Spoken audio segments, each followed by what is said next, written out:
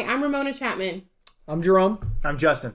We're the JR Mortgage Group team located in Wichita, Kansas. Welcome back to our VA Education Series, Episode 2. Today we're going to talk about how you may be qualified for a VA loan and what it takes to get qualified for a VA loan.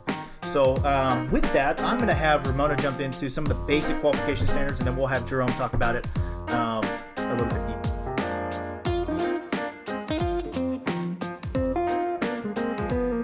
So credit score starting at the 500s, and your loan amount is pretty much there's no cap. It just depends upon your amount of eligibility with your certificate of eligibility. We need your DD 214. Your debt to income ratio is very flexible with the VA. They have a little bit of a different way of calculating that. And then I know a big thing that we get a lot of questions about are student loans. So a lot of times if you have student loans, the VA is very, very, very flexible with that. And that's not a barrier that's going to stop you.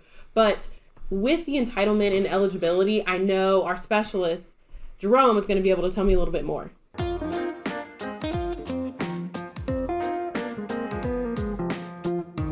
So if you have served either active duty, guard, reserve, keep in mind that even though you have served, how well did you serve? The key component to your ability to qualify for this program deals with your characterization of separation. So if you're not familiar with that, go look at your DD 214 or talk to your personnelist and look into a little bit further on your characterization. You have to serve honorably, or there are other characterizations. We're not going to go super in depth on those right now, but over X amount of time, you can qualify to upgrade that characterization. But if you have any questions, please reach out to your loan officer and they'll be able to help you out.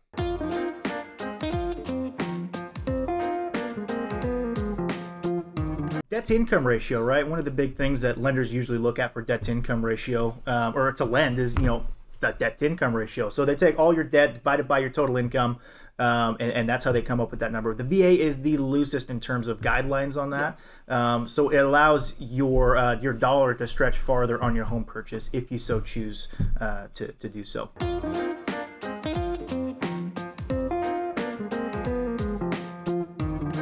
So yeah, and one thing that I've heard as well is I have clients who have are buying their second or third or fourth property, and they're calling me and they're saying, hey Justin, I would love to be able to utilize my VA loan benefit again, but I already had a VA loan back in 1986. Can I use my VA loan benefit again?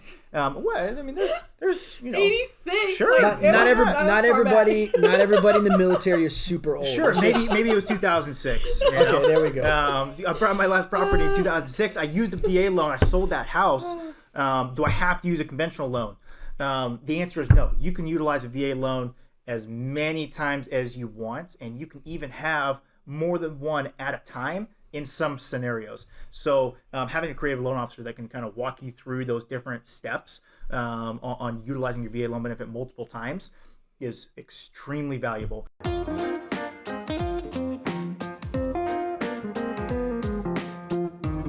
So one of the things that I gathered when I brought Jerome onto the team was just the sacrifice that they had to make. Being a veteran family, being super restricted on income.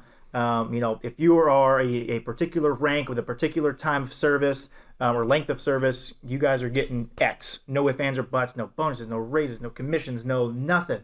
So after having those conversations, me and Ramona decided, hey, it may be a good idea to just be able to give back to the veteran community. And why stop it just at the veteran community? Maybe let's just do every hero that we have in our community. So with that, we've instilled our Modern Day Hero program, which is a $500 credit, cold hard cash money given straight to the borrowers at closing for $500 for we have medical personnel, teachers, first responders, your policemen, your EMS, veterans, current active duty, reserve, anybody that that we think is a hero. We want to be able to give back to them, and I know that Jerome, having given that sacrifice, he can speak to a little bit more to that.